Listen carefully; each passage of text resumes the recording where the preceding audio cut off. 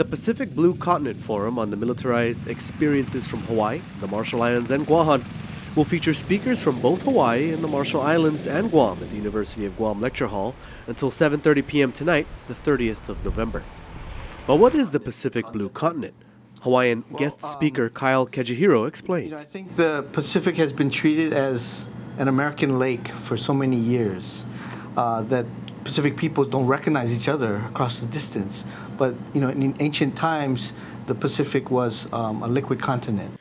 Thus, the Pacific Blue Continent concept is the concept where all the islands in the Pacific were once a continent, not connected by land, but connected by the oceans that their ancestors used to sail.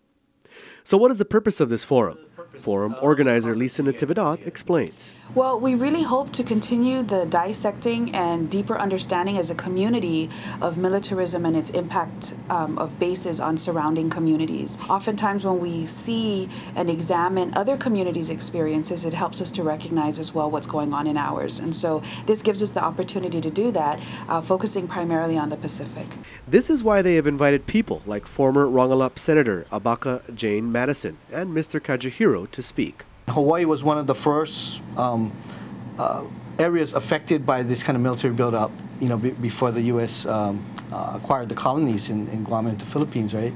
And so we had a long experience, and hopefully some of what we've dealt with, the kind of issues that we've encountered, and some of our struggles and strategies might help further the dialogue here in Guam about these things. Kejihiro explains that some of the things Hawaiians encountered from their military buildup included the taking and contamination of lands. The militarization has been particularly bad for Kanaka Maoli, or Native Hawaiians.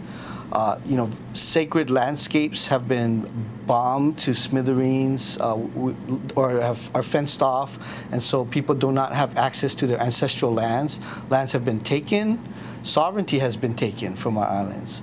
And so there are so many ways that rights have been stripped, and I see this as the cumulative effect being a form of cultural genocide, that we're seeing a kind of an ethnic cleansing happening to Kanaka Maoli, and I'm afraid that the kind of buildup that's threatening Guam could have similar effects.